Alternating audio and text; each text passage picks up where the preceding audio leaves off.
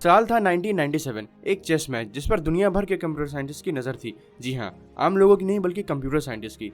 Actually ये chess match normal chess match से थोड़ा सा अलग था, क्योंकि ये दो इंसानों के बीच नहीं था, बल्कि एक तरफ वर्ल्ड चेस चैंपियन गैरी कैस्परव थे और दूसरी तरफ था IBM द्वारा डेवलप किया गया डीप ब्लू नाम का एक इंटेलिजेंट रोबोट। एक्चुअली तब तक ये माना जाता था कि रिएक्टिव डोमेन्स में कंप्यूटर्स कभी ह्यूमंस को सरपास नहीं कर सकते। फॉर एग्जांपल चेस, क्योंकि चेस में ओपोनेंट के हर मूव पर रिएक्टिवली उसी के अकॉर्डिंग अपनी चाल चलनी पड़ती है। और अगर डीप ब्लू गैरी कैस्परव को हरा देता है तो ये मान लिया जाएगा कि कंप्यूटर्स ह्यूमन से बेहतर सोच सकते हैं, और एग्जैक्टली ऐसा ही हुआ। उस रोबोट ने चैंपियन गैरी कैस्परव को हरा दिया। तो इससे ये तो साबित हो गया कि in terms of intelligence computers can be better than humans, और इसी कंप्यूटर इंटेलिजेंस को आर्टिफिशियल इंटेलिजेंस कहते हैं। और पर्सनली मेरे हिसाब से AI 20th सेंचुरी की बिगेस्ट इनोवेशन है। युवल नोआ हरारी ने अपनी book 21 loss for 21st century में बताया है कि अब तक जिस ह्यूमैनिटी को रिलीजन चला रहा था, अब उस ह्यूमैनिटी को AI चलाएगा। एंड उस टाइम AI का कॉन्सेप्ट पब्लिक डोमेन में तो पहली बार आया था, बट ये कॉन्सेप्ट तब से 47 ईयर्स पहले ही डेवलप हो चुका था। तो बात है साल 1950 की। एलन ट्यूरिंग नाम के एक साइंटिस्ट ने सोचा कि क्या होगा अगर कंप्यूटर्स इंसानों की नकल कर पाए, और सच में अगर ऐसा पॉसिबल है तो कई तरह की जॉब्स में कंप्यूटर्स इंसानों को रिप्लेस भी कर सकते हैं। Example cashier, teacher etcetera. तो इस बात को टेस्ट करने के लिए उन्होंने परफॉर्म किया द फेमस ट्यूरिंग टेस्ट। तो मिस्टर ट्यूरिंग ने 3 ऐसे रूम्स सेलेक्ट किए जिसमें से बाकी के 2 रूम्स में नहीं देखा जा सकता था। तो पहले रूम में एक कंप्यूटर रखा गया जो खुद से जवाब दे सकता था, लेट्स से सी, और दूसरे और तीसरे रूम में भी एक कंप्यूटर रखा गया जिसे 2 अलग अलग ह्यूमंस ऑपरेट कर रहे थे। इन दोनों कंप्यूटर्स को let's say A and B। तो A और B को एक दूसरे से और C से, मतलब बाकी दोनों कंप्यूटर से सवाल पूछना था, मगर इन्हें ये नहीं पता था कि कौन सा कंप्यूटर खुद से जवाब दे रहा है और कौन से कंप्यूटर को ह्यूमन ऑपरेट कर रहा है। तो ये एक्सपेरिमेंट कई घंटों तक चला और A और B ने कंप्यूटर C से बहुत से क्वेश्चंस पूछे, मगर A एंड B ये आइडेंटिफाई नहीं कर पाए कि इनमें से कौन सा कंप्यूटर खुद से जवाब दे रहा है और कौन से कंप्यूटर को ह्यूमन बीइंग ऑपरेट कर रहा है। तो इस एक्सपेरिमेंट से ये कंक्लूड किया गया कि computers can act like human beings, और हम कंप्यूटर से चैट भी कर सकते हैं और वो एग्जैक्टली ह्यूमंस की तरह हमारे सवालों का जवाब एक्यूरेटली और अप्रोप्रिएटली दे सकते हैं। इसे लैंग्वेज मॉडल कहते हैं। और इस ट्यूरिंग टेस्ट को सबसे पहले ईयर 1956 में MIT प्रोफेसर मिस्टर जोसेफ वाइजनबाउम के कंप्यूटर एलिजिया ने पास किया था। और आज 99.9% सॉफ्टवेयर्स इसी ट्यूरिंग टेस्ट को इम्प्लीमेंट करते हैं, ये पता करने के लिए सामने वाला इंसान है या रोबोट।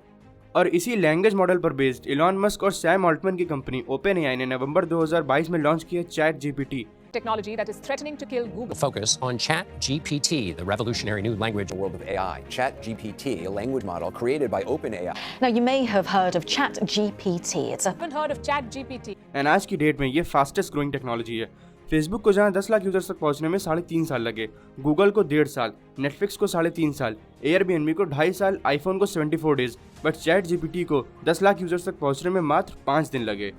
और ChatGPT का फर्स्ट इंप्रेशन हमें 2020 में देखने को मिल गया है, और अभी 2022 में ये जो लॉन्च हुआ है ये भी बीटा वर्जन ही है, मतलब अभी इसमें और अपडेट्स होना बाकी है। और इस कंपनी का मेजर इन्वेस्टर माइक्रोसॉफ्ट है, और इंडियन IT कंपनी इन्फोसिस ने भी ChatGPT प्रोजेक्ट में इन्वेस्ट किया हुआ है। और ChatGPT जिस कंपनी को सबसे ज्यादा कंपटीशन दे रहा है वो है गूगल। ChatGPT के आने के 2 महीने के अंदर ही अंदर गूगल का $149 बिलियन का लॉस हो गया, और गूगल ने अपनी कंपनी में कोड रेड अलर्ट कर दिया है। तो गाइज लेट्स सी कि ChatGPT ऐसा क्या कर सकता है कि टेक जायंट गूगल इतना घबरा गया है। तो इसका जवाब है, जो गूगल की डीमेरिट्स है वही ChatGPT की स्ट्रेंथ है। और इसकी स्ट्रेंथ क्या है, ये इसके नाम में छुपी है। ChatGPT यानी chat generative pre train transformer, मतलब इसको पहले से ही ट्रेनिंग दी गई है आंसर जनरेट करने के लिए। और ये ट्रेनिंग इसको कैसे दी गई है, ये दी गई है दुनिया भर का डेटा देकर। ChatGPT के पास यूनिवर्स का ऑलमोस्ट सारा डेटा है, और ये इसी डेटा को ट्रांसफॉर्म करके रिजल्ट जनरेट करता है, और ये ट्रांसफॉर्मेशन की कैरेक्टरिस्टिक गूगल में नहीं है। इसी वजह से इसके आंसर्स देखने में लगता है कि ये किसी ह्यूमन बीइंग ने दिए हैं। मोस्ट बेसिक एग्जाम्पल है कि आज तक जहाँ स्टूडेंट्स गूगल की हेल्प लेते थे अपने असाइनमेंट्स या होमवर्क करने के लिए, बट अब वो ChatGPT की हेल्प लेंगे, जो कि 10 टाइम्स फास्टर और 10 टाइम्स मोर एक्यूरेट है। और शायद इसी वजह से वर्ल्ड वाइड कई यूनिवर्सिटीज़ ने इसे अपने स्टूडेंट्स के लिए बैन भी कर दिया। फॉर एग्जाम्पल ये क्लास 11th के डिफरेंशिएशन का एक बेसिक क्वेश्चन है। जब मैंने ये क्वेश्चन ChatGPT से पूछा तब उसने इसका जवाब कुछ ऐसे दिया, जो कि बिल्कुल सही है। मगर जब मैंने यही सवाल गूगल से पूछा तब गूगल या तो मुझे डिफरेंशिएशन से रिलेटेड यूट्यूब वीडियो सजेस्ट कर रहा था या कुछ PDF वगैरह सजेस्ट कर रहा था। और ऐसे ही जब मैंने ChatGPT से एक कवर लेटर लिखने को कहा for software engineer job eight TCS India who had 10 years of experience in 300 words, तो ChatGPT ने एग्जैक्टली मेरी रिक्वायरमेंट्स के हिसाब से मेरे लिए कवर लेटर टाइप कर दिया, जो कि बिल्कुल यूनिक था, और दुनिया में पहली बार ऐसा कवर लेटर लिखा गया जो कि मेरी रिक्वायरमेंट्स के हिसाब से था। और बेस्ट पार्ट तो ये है कि जब मैंने यही सवाल दोबारा चैट जीपीटी से पूछा तब इसका जवाब पहले से बिल्कुल अलग था। मतलब हर बार आपको नए रिजल्ट्स मिलेंगे। और गूगल से ये सवाल पूछने पर गूगल ने एक जनरलाइज्ड आंसर दिया। उसने लेटर टेम्पलेट सजेस्ट किए, ब्लॉगर्स वगैरह सजेस्ट किए, एटसेट्रा। बट सवाल यहाँ ये उठता है कि चैट जीपीटी ये सब करता कैसे है। तो हम टेक्निकल डिटेल्स में तो नहीं जाएंगे, बट ओपन एआई के सीईओ का कहना है कि एक सर्च रिजल्ट को प्रोड्यूस करने के लिए चैट जीपीटी बैक एंड में 100 से ज़्यादा सर्चेस करता है और तब अपने क्रिएटिव एआई की मदद से बेस्ट आउटपुट देता है। और बेस्ट पार्ट तो ये है कि चैट जीपीटी खुद से ही सीखता है, खुद से ही नए रिस्पॉन्सेज जनरेट करता है। ये फॉलोअप क्वेश्चंस के आंसर्स भी दे सकता है, किसी वेबसाइट का कोड लिख सकता है, क्रिएटिव एसेज लिख सकता है, पोएट्री लिख सकता है, यूट्यूब वीडियोस की स्क्रिप्ट लिख सकता है और भी बहुत कुछ कर सकता है। और गूगल किसी तरह की रीजनिंग नहीं कर सकता, बट चैट जीपीटी ये सब कर सकता है। इसके साथ ही ये क्वेश्चन पेपर्स भी सेट कर सकता है। फॉर एग्जांपल ये मैंने क्लास 11 सीबीएसई फिजिक्स का क्वेश्चन पेपर बनाने को कहा तो चैट जीपीटी ने मुझे ये बना कर दिया, विच वॉज ऑसम। ये क्वेश्चन पेपर बिल्कुल सही था और क्लास 11 के लेवल का था। हालांकि चैट जीपीटी ओपन एआई का आर्टिफिशियल इंटेलिजेंस से रिलेटेड एक्सेप्शनली कोई नया प्रोजेक्ट नहीं है। इन्होंने इससे पहले भी कई कमाल की सर्विसेज दी हैं। एग्जाम्पल Dal.e जो कि टेक्स्ट से इमेजेस जनरेट कर सकता है, जिससे आप यूट्यूब थंबनेल्स बना सकते हैं, वेबसाइट्स के लिए ग्राफिक्स बना सकते हैं और भी कई डजन्स ऑफ चीज़ें कर सकते हैं। अब आपके मन में ये सवाल आ रहा होगा कि अगर इस तरह की जॉब्स एआई कर सकता है तब तो फ्यूचर में काफ़ी सारी जॉब जा सकती हैं, जो कि सैड है पर हाँ सच है। जितनी भी रिकरिंग नेचर की जॉब्स हैं, लाइक पैटर्न बेस्ड जॉब्स हैं, basic coder, graphic designer, basic architect, construction worker, blogging, email writers, इन सब की जॉब्स खतरे में हैं। इनफैक्ट कोर्सेरा के सीईओ जेफ मैकनकार्ला ने यह कहा है कि बॉट्स उनके कमांड्स को उनके एम्प्लॉयज से बेहतर समझकर अकॉर्डिंगली उनसे बेहतर सॉल्यूशंस देते हैं और आने वाले सालों में कोर्सेरा को अपने जूनियर एम्प्लॉयज की कोई ज़रूरत नहीं होगी। और गाइज ये तो थी आधी पिक्चर जो कि आपको इंटरनेट पर हर जगह मिल जाएगी और इस बिहाफ पर लोग गूगल को अंडर एस्टिमेट कर रहे हैं, बट वो शायद भूल गए हैं कि गूगल वर्ल्ड की बिगेस्ट टेक जायंट है और चैट जीपीटी की जो वीकनेसेस हैं वो गूगल की स्ट्रेंथ है। फॉर एग्जाम्पल अगर आप चैट जीपीटी से ये पूछेंगे कि हु वॉज हिटलर या हाउ वॉज इंडिया पार्टीशन्ड, तो नो डाउट वो आपको सेटिस्फैक्टरी रिजल्ट देगा। बट उस रिजल्ट की क्रेडिबिलिटी क्या होगी, उसने वो रिजल्ट किन सोर्सेज से जनरेट किया है, ये किसी को पता नहीं चलेगा। और क्या पता उसने जिन सोर्सेज से वो आंसर्स जनरेट किया हो, मे बी वो सोर्सेज ही बायस्ड हो और इस चीज़ को तो कंपनी ने खुद भी एक्सेप्ट किया है।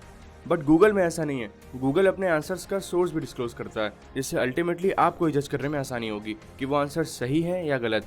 और चैट जीपीटी जिस डेटा पर ऑपरेट कर रहा है वो डेटा तो वो गूगल से ही ले रहा है और गूगल के आंसर्स रियल टाइम एनालिसिस पर होते हैं। वहीं चैट जीपीटी के पास बस 2021 तक का ही डेटा है। और अगर आप उससे पठान मूवी का रिव्यू पूछेंगे या फीफा 2022 के बारे में पूछेंगे तो chat GPT would be blank. और जैसे कि मैंने बताया कि चैट जीपीटी का डेटा तो गूगल से ही आ रहा है, तो आपके मन में ये सवाल आ रहा होगा कि गूगल अपना खुद का ही चैटबॉट क्यों ना बना ले। तो जवाब है कि गूगल के पास अपना खुद का चैटबॉट है, गूगल एआई और लैम्डा।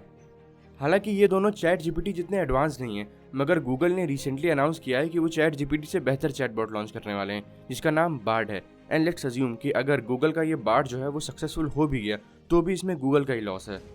एक्चुअली सीन ये है कि गूगल का 80% रेवेन्यू एडसेंस से आता है, एड्स वो जो वेबसाइट्स पर दिखाते हैं, बट चैट बॉट्स में एड्स की कोई जगह नहीं है। तो just for sake of competition Google इतना बड़ा रिस्क ले ले, ये बात गूगल के गले नहीं उतर रही, इसीलिए वो इतना वेट कर रहे हैं। और चैट बॉट्स के साथ एक और इशू है, उनके बायस्ड आंसर्स। अब चैट बॉट्स तो डेटा बेस्ड आंसर्स देते हैं, तो लेट्स से कि उसने हिटलर के बारे में जिस सोर्स से आंसर लिया हो उसने हिटलर को हीरो बताया हो, और एग्जैक्टली ऐसा ही कुछ माइक्रोसॉफ्ट के साथ 5 साल पहले हुआ था। उनके चैट बॉट का नाम टे बॉट था और उसने कुछ रेसिस्ट रिजल्ट्स दिए, जिस वजह से माइक्रोसॉफ्ट को काफ़ी क्रिटिसिज्म देखने को मिला एंड अल्टीमेटली माइक्रोसॉफ्ट को टे बॉट बंद करना पड़ा। एंड गूगल जो कि इतनी बड़ी कंपनी है वो क्रिटिसिज्म अफोर्ड नहीं कर सकती। तो गाइज ये था एआई बेस्ड चैट बॉट्स का पूरा रिव्यू। तो आज के लिए बस इतना ही। वीडियो अच्छी लगी हो तो लाइक करें, वीडियो अच्छी ना लगी हो तो डिसलाइक करें, और आप आने वाले टाइम में जिस भी टॉपिक पर वीडियो चाहते हो वो हमें कमेंट बॉक्स में बता सकते हैं, हम उस पर वीडियो ज़रूर बनाएंगे। Thank you.